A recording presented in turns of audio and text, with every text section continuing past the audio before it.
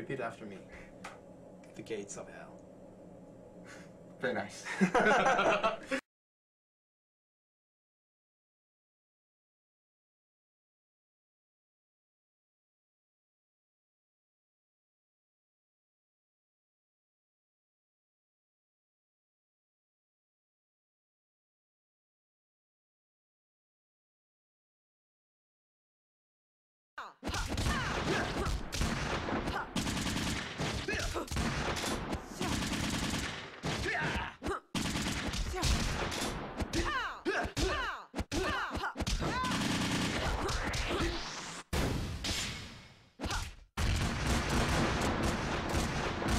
Welcome back to another video from your boy bishopshattavlog. As you can see in the title, we're going to be talking about a game that a lot of people should have already played, but they have not played it yet, or they're very reluctant to play it, or because it's a pretty old game. It's not very new at all, but this game is basically one of the best, if not the best, hack and slash game ever made within this next gen. Personally, in my opinion, it is the best. It's the best for a lot of reasons, and I will demonstrate that in the video. But before we can even get to that point, before we can even talk about the greatness and the great mind when it comes to video games with HK, Kamiya, we have to break it down. The difference between a game that is combat based and a game that is combo based. I want to let you know this right now. Bayonetta is not a combat based game. It is combo based, and that's pretty much what you're going to be doing throughout that game. You're really going to be it's just a full throttle, no holds bars, beating the shit out of enemies. And you're going to sit there and say, oh well, that reminds me of another game. So yes, we're going to have to talk about all the games, or any game that fits under the criteria of a hack and slash game, and that also uses the combat based system. When Devil May Cry 1 came out, it did have some very flashy combos and very flashy moves, but that didn't make it combo based. It still was a combat based game. And then on top of that, there were other games that came out before that. To be perfectly honest, the very first Onimusha game came out like a few months before Devil May Cry 1. So once again, we have another game that's in that same genre, but is still considered combat based. Then we can go even further back to the days of, they've always dubbed it as beat 'em up. It's still the same thing. If you really think about it, there's not a vast difference between a beat 'em up game and a hack and slash game. It has the same exact concept. You can look at Streets of Rage and be like, oh well, it's a side scroller, and then bring up another old game, the Bouncer. Those games are they're still beat 'em ups. They're still hack and slash too. It's still the same thing, but it's just based off of what it is. It's combat. So I mean, you can't really just sit there and just say, oh well, this is like this and that's like that, so it can't be the same.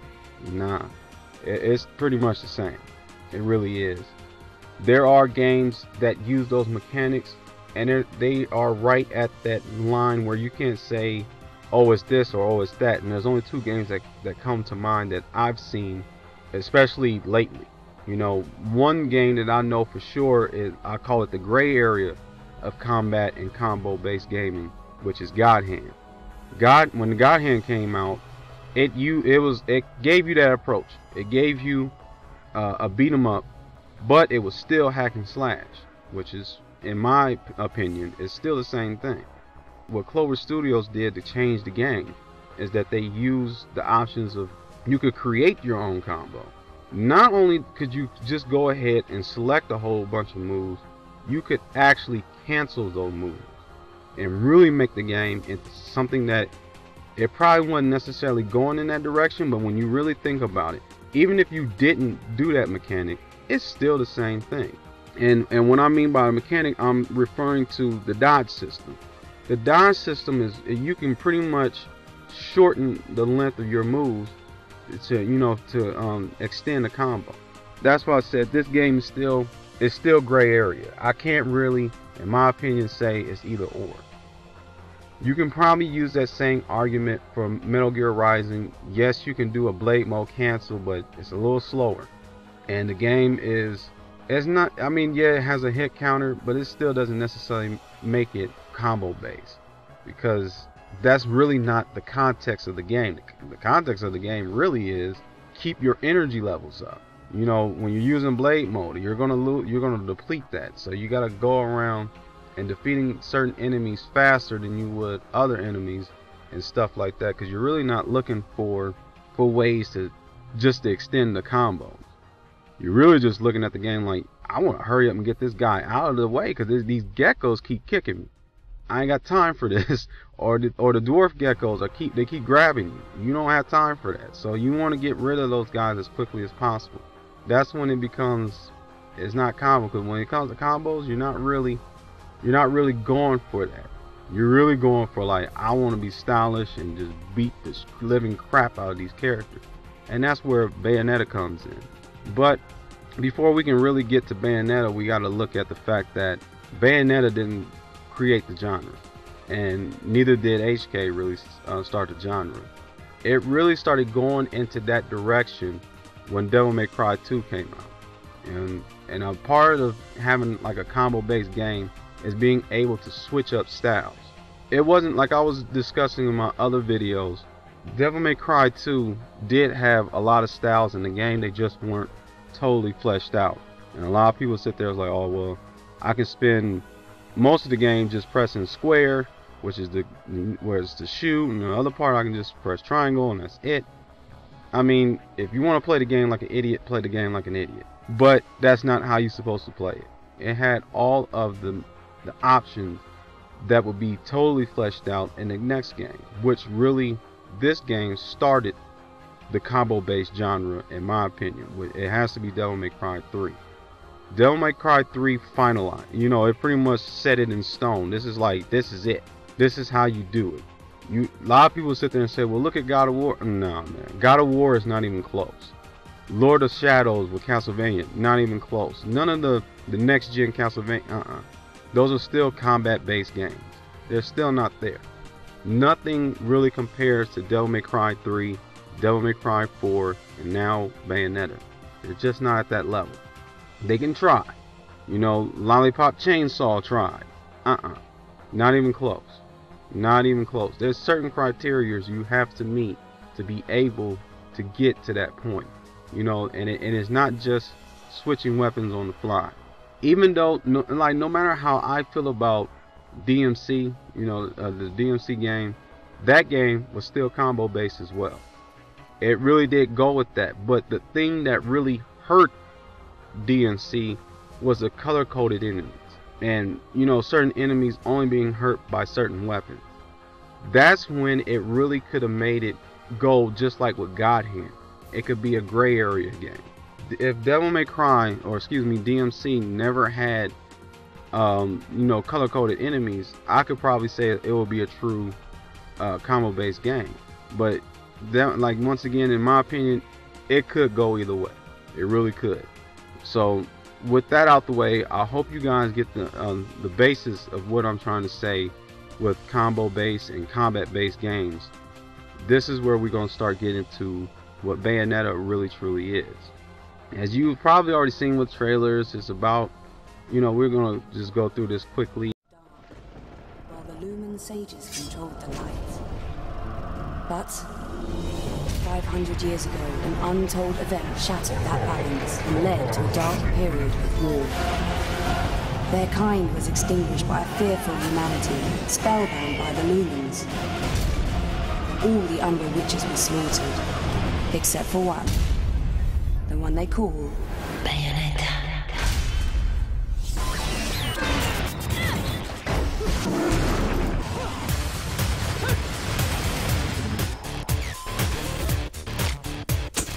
Bayonetta のデザインコンセプトなんですけど、魔女という設定なので、舞台は現代になるので、現代に蘇った魔女っていうことでデザインを作り出しています。闇の力を使うベヨネッタに対して天からの使いであるその天使というものを、敵の側に設定していて、善と悪で光と闇が逆転しているイメージのそういう世界観にしています。ベヨネッタは記憶をなくし現代によみがえって天使たちと戦いを繰り広げています。その謎はゲームを進めていく上でベヨネッタ自身が記憶を取り戻していくと同時にゲームをプレイしているユーザーがベヨネッタっていうゲームの謎に迫っていくことになります。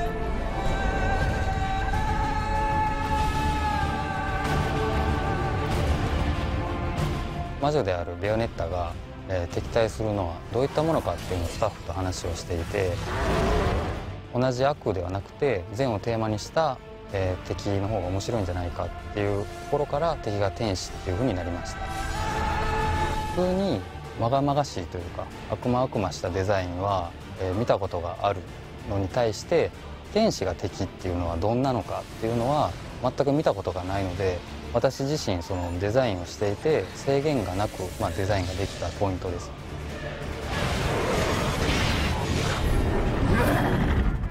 ベヨネッタの武器武装の設定なんですけど、手に銃足に銃っていうその全身武器っていうそのスタイルを思いついた時に当然そのスタイル自体が斬新で魅力的ではあったんですけど、実はそれ以上にこれは非常にゲーム向きなスタイルだっていうことに思いついたんですよね。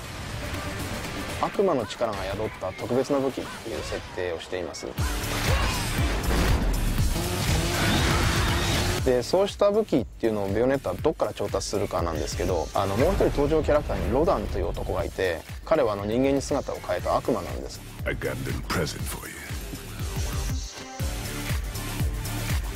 ベヨネッタの武器の種類なんですけど、それはもうショートレンジに向いたものからロングレンジに向いたものまで、また素早さであったりだとか、その重いんだけど威力が大きいっていうものだとかで、それはまた装備の位置を変えることでもまた性能が変わったりしますし、そういう意味でもベヨネッタをカスタマイズするっていうそのプレイヤーの可能性っていうのはたくさんもう無限に広がると思います。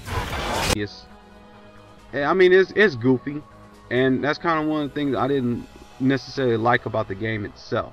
It was a little slapstick at times, which goes back into the times of God Hand. I mean, I feel that this game right here was like a shout out to Clover Studios and anybody that used to work for Capcom, because just about everybody that works for Platinum Games worked for Capcom back in the day.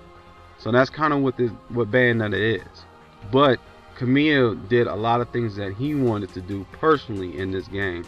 And the thing about Kamiya is he has a lot on his mind, and he wants to put everything in that game. He wanted to do stuff from Afterburner. He wanted to do stuff from Space Harrier. He wanted to do so many things that, it was a shout out to Sega, because I mean he grew up on Sega too.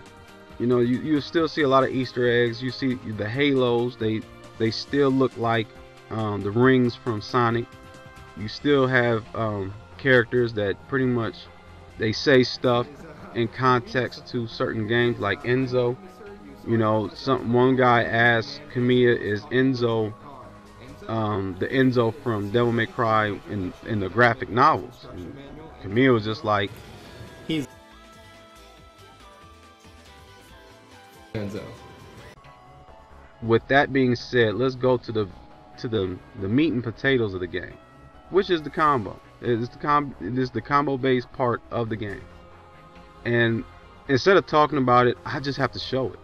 That's the best way I can describe this game. So let's take a look at that.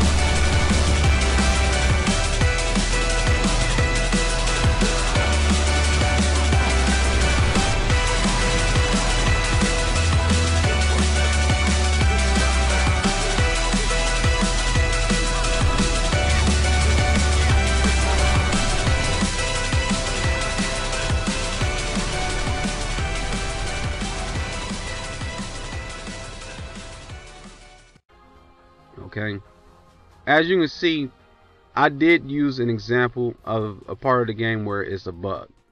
The bug is really only seen in the Xbox version, and I think this, from what people were saying, is this happens if you install the game directly onto your hard drive. And the part about that you're probably not understanding about how Bayonetta's moving. When Bayonetta goes into witch time, and the only way she can do that is she dodges, she does a perfect evade, if you will say, of a certain move. It would automatically, slow down time, but it slows her down too. But the thing is, what you saw in the video, she did not slow down. She just kept going fast, and to the point where she was actually going a lot faster than normal, even when the witch time wasn't going there. And then on top of that, a lot of person was saying, well, it seemed like she kept doing, which this is literally the name, wicked weave attacks. And that's where you see the hands and the feet, the really large moves going out and hitting the character, the enemies. It seemed like she just kept getting her magic back faster. But a lot of it was due to the fact, well, she's moving way faster than she should. So that right there, Kamiya had never confirmed that I was a bug. The person that I used, which is Hokwitagen, this is coming from him, he never confirmed that was a bug. So for all we know, that was supposed to happen. Just like there's another so-called glitch in the game. If you do a certain combo and you use certain weapons, no matter who it hits, it's going to do a shit ton of damage, no matter what. And it has a lot to do with the Kilgore, the Sergeant Kilgore, which she literally has RPGs hooked to her legs. And if you use that move and it hits with those rockets, it's going to take tons of damage. And I remember seeing personally on HK's Twitter, he was like, what glitch? He didn't really go deep into it, but he doesn't look at it as a glitch, so apparently it's not a glitch. So a lot of the stuff that goes in the game, you gotta take it for what it is. And while I'm here, I might as well state, there's only one, people was like, well, if I get this game, then which one's the better version? I have both systems. Well, I will sit there and say, it could go either way now. When Bayonetta first came out, PS3 had some serious issues. It had a lot of frame, for some reason the frame drops on the game. The game runs at 60 frames per second. It was dropping like big time. There was a lot of stutter, and then the loading times were really bad. If you press start, it's gonna take like 30 seconds for the screen to pop up. Well, they patched that a long time ago. So if you have the internet, you got nothing to worry about. The first thing you do as soon as you get the game is basically get the patch, put it on there, and then I also suggest on the PS3, go ahead and install it to your hard drive. Go ahead and get that out the way. That also makes the game run a lot smoother. So when you want to skip a scene from when you're trying to run through the game and stuff like that, you won't get slowed down anymore, and you won't have the severe frame rate droppings that it had back in the past. But in most gamers' opinion, no matter what, with that patch and everything, Xbox is still the better one, and I would have to agree with that. So if you have an Xbox and you want to get this game, go ahead and get it for the Xbox. I mean, by all means. The whole point of this video is get the game. I don't care what system you have it for, get it. Is it on PC? No. To be perfectly honest, HK does not like his games to be on PC. Don't ask him. Don't try to understand why. The only thing you need to understand is he doesn't like it. That's it. And I strongly suggest not to ask him on Twitter. It's not a good idea. He's already answered the question. He's one of those people, if he answers a question, he doesn't care if he did it on a video or did it on Twitter or did it in a meeting. It doesn't matter. He doesn't want to answer that question again. You know what I'm saying? Just keep it moving. You can find that answer, and it's kind of rubbed off on some of the people that he interacts with. They've adopted that same mentality too. So trying to ask them, they're going to say the same thing. Like, we've already answered that. You can find it. you know, if you're truly a fan and you really want to get this information, one of the best things to do is do your research. Look it up. And that's just what I'm suggesting to you. I had to learn the hard way. I haven't forgot what happened, but we're not going to get into that. All I want to do is still talk about a game that no matter what happened, I still enjoy this game and I still enjoy playing it. It's still one of my favorite games, but I had a serious love and hate relationship with this game, and I still do to this day, which brings on our next part of this video. Okay, what the love-hate relationship with this game is, I'll go with the parts where I love about it. I love that this game kept it old school. HK did a great job on that.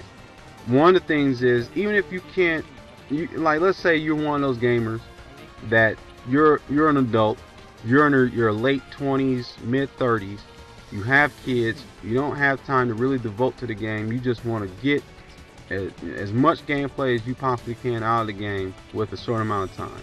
Well, HK had it in mind that if you don't want to master the game but you really want to get your enjoyment, you can go to one of the levels where it has a telephone. It has like 3 of them.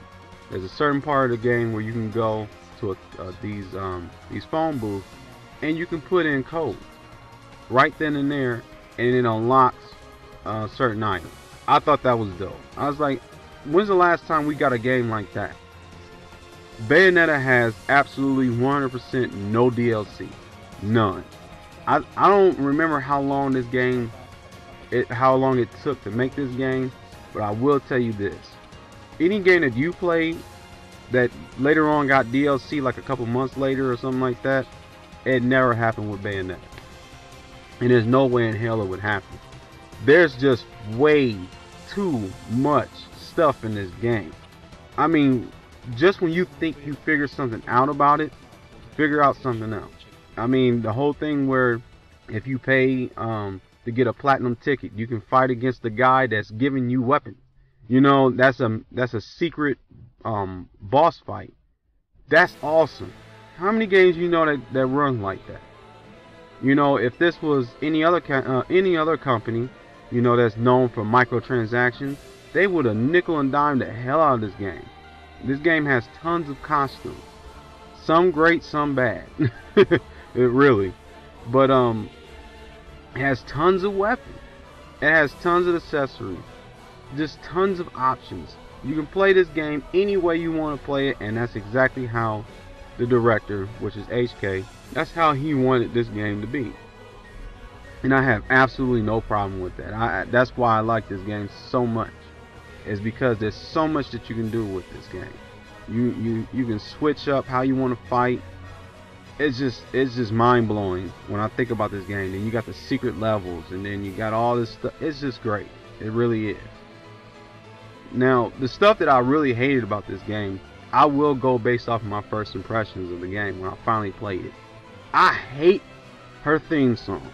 It makes me want to punch a baby in the face. I'm sorry. I fucking hate it. Oh my god. In other words, I love you. No, in other words, shut the fuck up. I hate that fucking song. Oh my god. Oh my god. I can't stand it. Woo, I literally, when I know that song is gonna come up, I put the game on mute just for me to continue to play it. I hate that song. And there's other songs are pretty bad too. You know, and I really like video game music. I won't sit to say to the point where I literally buy soundtracks, but there are some soundtracks, especially coming from Platinum Games, that are great. You know, one game comes up to mind is Max Anarchy. Their soundtrack is awesome. And another one, and the thing about me is, it's not even my genre of music, but when it comes to Metal Gear Rising, that's some music I'll rock out to. I mean, really. I mean, I know I'm mixed. I do have Caucasian in my blood, so I can say this. It makes me tap into the white boy side of me when I listen to that music. Gotta leave them all behind, man. Got to. Other than that, the music is not that bad. I mean, they do have remixes of, you know, music from Afterburner, but I know for sure, which is my favorite, Space Harrier.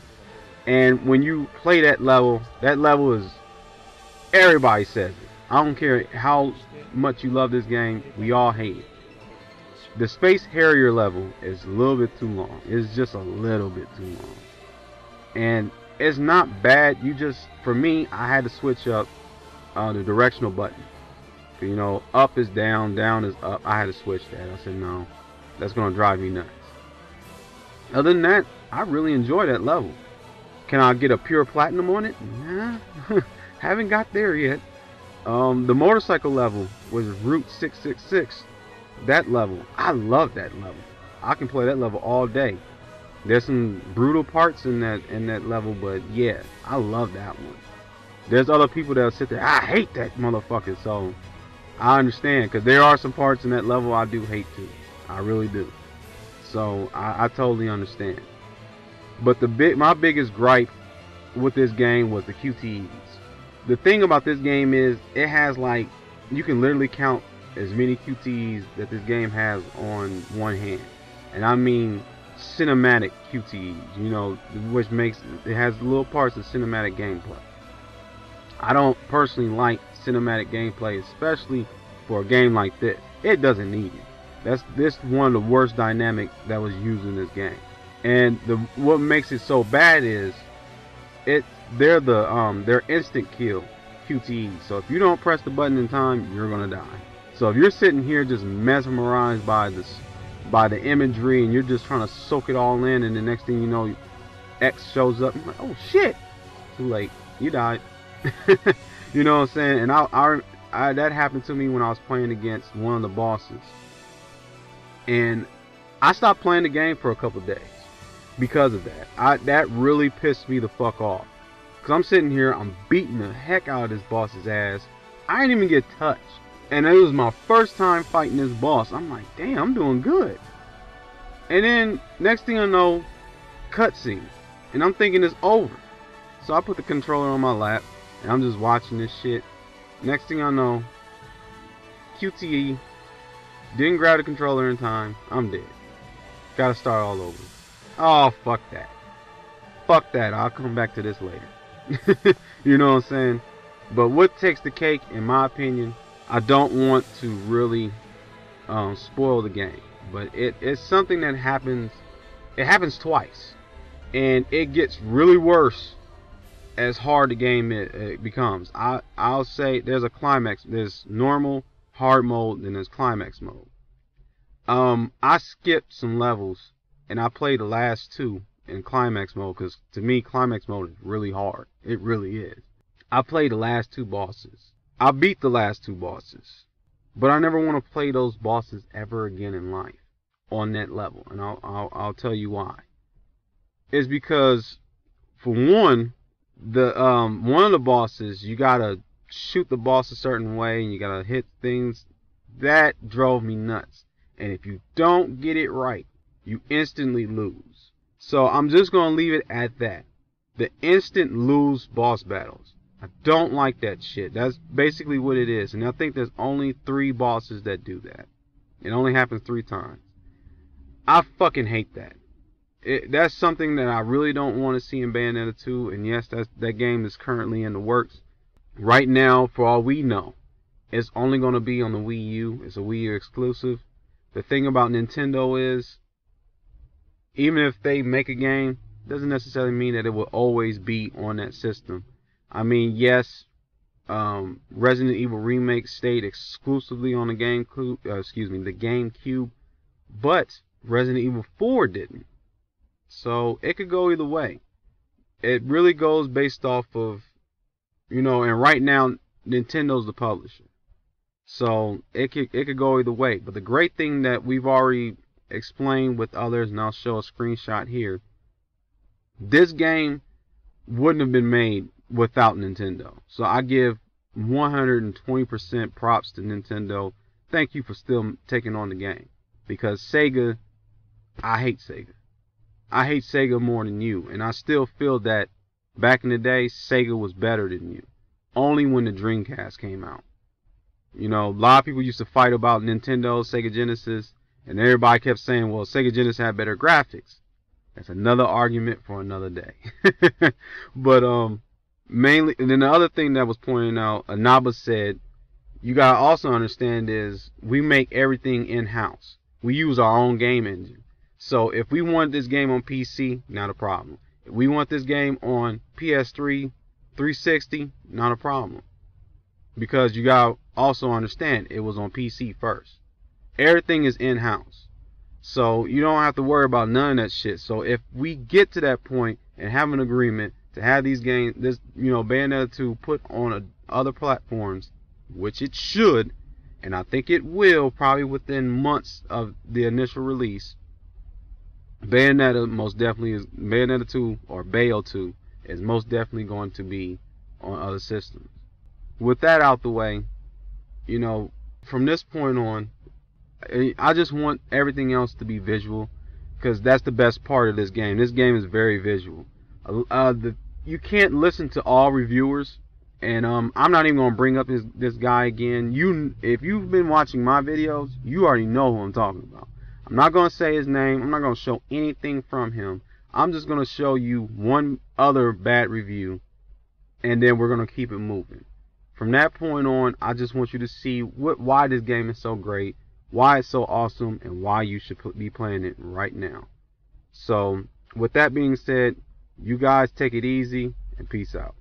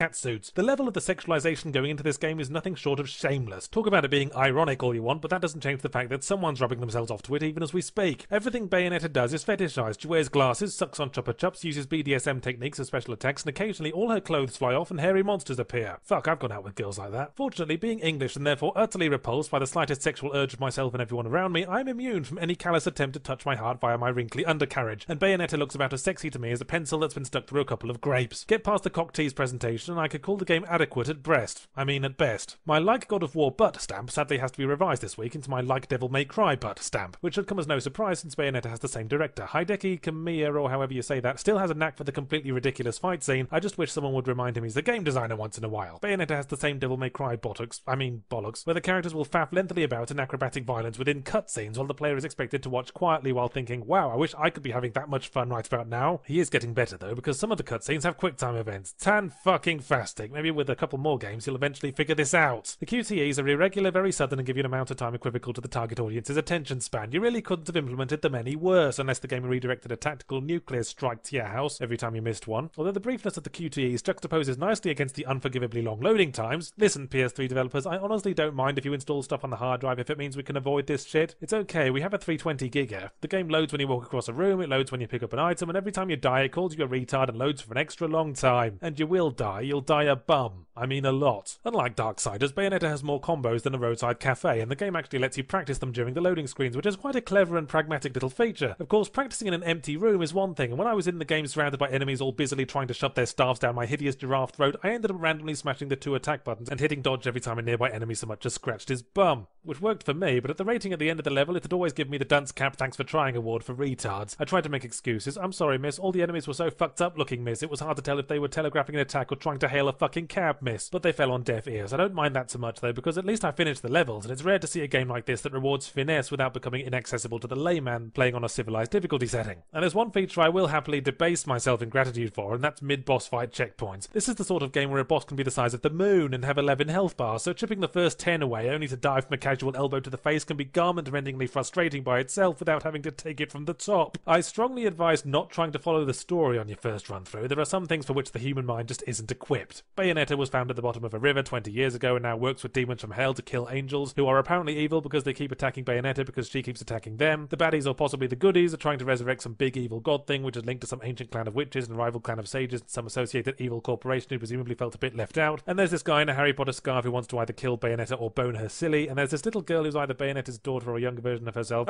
Sometimes I miss the old Pac-Man storytelling method. Eat pills, avoid ghosts, that's it. Only sometimes you can eat ghosts as well if you...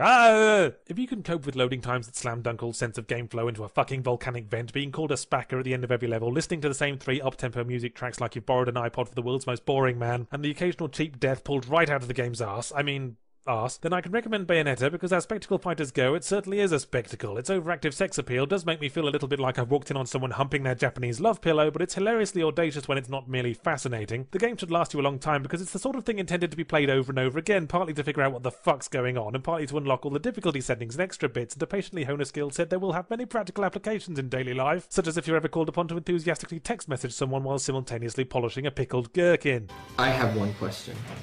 No. No? いいよ Okay. アメリカのグラビアのアイドルはどんなポーズですか？だから映んのこれ映りますよこうだろこうOK でそれはジャパニーズカルチャーじゃないジャパニーズカルチャーじゃないだろう。